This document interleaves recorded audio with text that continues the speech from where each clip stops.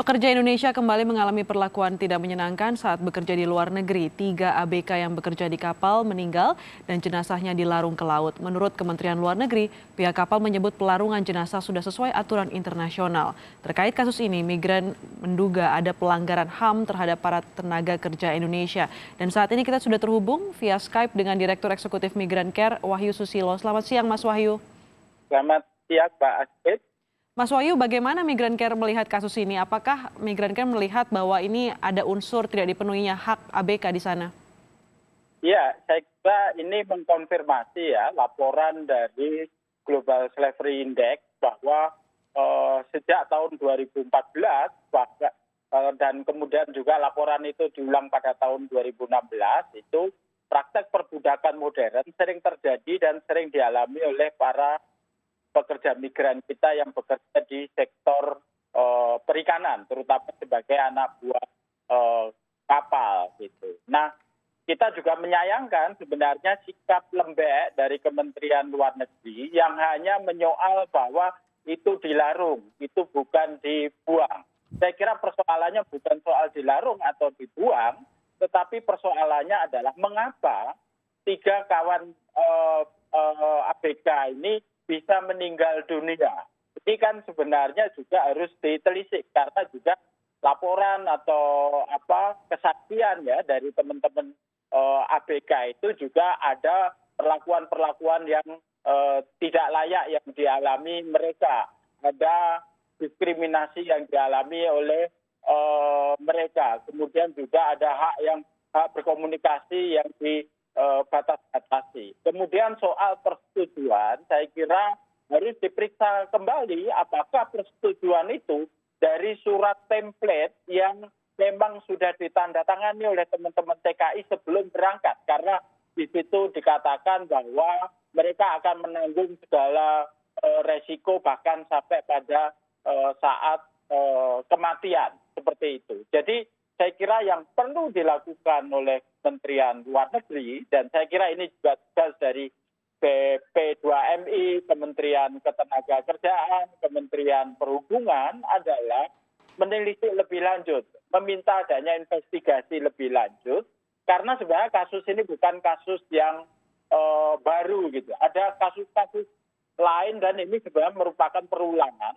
Mengapa ini perulangan? Karena kita tidak pernah serius memberikan perlindungan terhadap pekerja migran kita di sektor kelautan seperti ini. Mas Wahyu, yang juga menjadi sorotan adalah karena kasus ini baru terlihat, baru muncul di permukaan setelah videonya itu viral di sosial media. Baru mendapatkan sorotan dan perhatian dari khalayak dan juga publik. Sebenarnya seharusnya siapa saja yang bertanggung jawab untuk mengawal kasus ini, termasuk seperti yang Anda katakan, melihat bahwa menginvestigasi bahwa benar perlakuan ABK ini sudah sesuai yang seharusnya dilakukan oleh para dari perusahaan kapal itu? Iya, saya kira memang yang paling bisa segera dimintai keterangan adalah para agen ya. Agen yang menempatkan para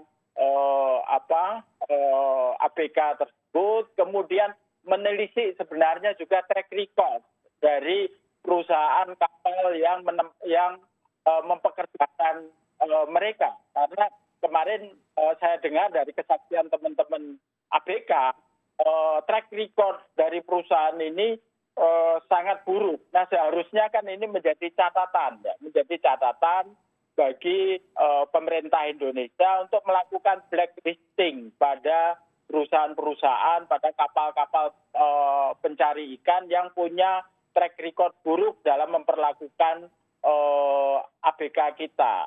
Seperti itu, Pak. Tadi Anda juga menyebutkan bahwa yang penting untuk disorot dan dimintai pertanggungjawaban adalah bukan hanya soal dilarung atau dibuang, tapi bagaimana perlakuan perusahaan terhadap ABK kita begitu.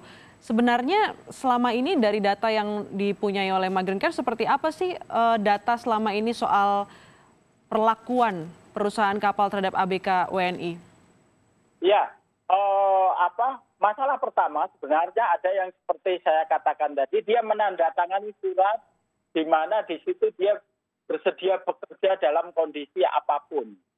meskipun dikatakan di bawah surat itu bahwa ini tidak di dalam tekanan, tapi isi surat itu kan menyalahi ketentuan kerja layak, karena kerja layak itu ada standarnya, pemenuhan hak atas kesehatan, pemenuhan hak hidupnya yang paling esensi, kemudian soal makanan, soal pasokan air, apalagi dia berada di wilayah lepas lautan. Ini kan sebenarnya harus dipastikan bahwa ketika dia berlayar itu kondisi kerjanya layak, bukan malah menjebak mereka dalam kondisi antara hidup dan mati dan dia bersedia itu dalam tanda tangan kontrak seperti itu. Nah, saya kira itu harus segera dirombak seperti itu, karena berdasarkan pengalaman dari teman-teman pelaut yang mengadu kepada Migrant perlakuan buruk juga dilakukan oleh mandor atau oleh kapten kapal yang statusnya lebih tinggi gitu ya. Misalnya ada kesaksian bahwa kalau para manajemen kapal itu minumnya adalah air mineral, tapi kalau teman-teman ini minumnya air laut sulingan. Ini kan sebuah segregasi yang saya kira ini juga memicu konflik di antara para pelaut dengan manajemen atau dengan awak kapal pada level yang lebih tinggi seperti itu. Ada klausul di kontrak yang bisa kita simpulkan abu-abu begitu sehingga bisa membolehkan begitu atau membenarkan dalam tanda kutip perusahaan kapal melakukan semena-mena terhadap ABK WNI. Apa yang bisa dilakukan oleh pemerintah dan juga agen untuk menindak klausul itu supaya bisa lebih detail dan tidak terulang kembali hal seperti ini, Mas Wahyu? Ya, yang pertama adalah sebenarnya pemerintah Indonesia harus menuntaskan ya aturan tentang perlindungan kerja kita di sektor pelaut.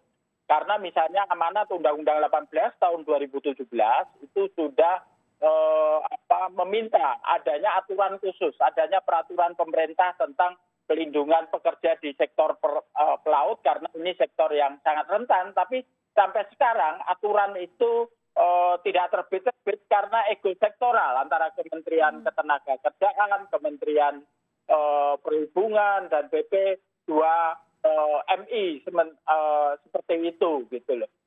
Padahal yang memang dibutuhkan adalah mekanisme untuk mengontrol secara langsung tata kelola perekrutan, tata kelola penempatan dan tata kelola perlindungan mereka. Nah, saya kira sekarang agensi mining atau perusahaan perekrut itu diuntungkan dengan kekosongan instrumen perlindungan seperti itu. Jadi saya kira ini menjadi peringatan bagi pemerintah Indonesia untuk mensegerakan adanya instrumen perlindungan dalam bentuk peraturan pemerintah tentang pelindungan pekerja di sektor kelautan, sehingga nasib teman-teman ABK kita tidak seburuk seperti sekarang ini. Gitu. Belum ada mekanisme perlindungan terhadap ABK atau pekerja di sektor kelautan untuk melindungi mereka dari hak-haknya begitu. Jika kita menunggu agar sampai ada peraturan dan mekanisme itu mungkin terlalu lama, Mas Wahyu. Apa yang bisa dilakukan pemerintah agar cepat bisa tidak mengulang ini lagi? Ya, saya kira harus mengontrol ya, atau meninjau ulang lagi kinerja semua perusahaan penempatan pelaut ke luar negeri, karena kadang-kadang mereka merasa karena ada di bawah Kementerian Perhubungan, mereka merasa nggak bisa diatur oleh Kementerian Ketenagakerjaan ataupun BP 2 MI, karena padahal ini urusan adalah urusan pekerja migran seperti itu gitu loh. Jadi memang harus dituntaskan dalam persoalan kelembagaan, dan yang penting lagi adalah melakukan blacklisting ya terhadap perusahaan ataupun terhadap kapal-kapal yang punya track record buruk dalam memperlakukan pelaut-pelaut kita. Jadi saya kira di masa sekarang ini kan ada masa jeda, di masa COVID ini juga menjadi ruang, menjadi ada punya waktu untuk melakukan evaluasi seperti itu. Langkah tercepat yang bisa dilakukan pemerintah saat ini adalah blacklisting dari agen yang punya track record buruk terhadap perekrutan ABK. Terima kasih Direktur Eksekutif Migrant Care telah bergabung bersama kami, Wahyu Susilo.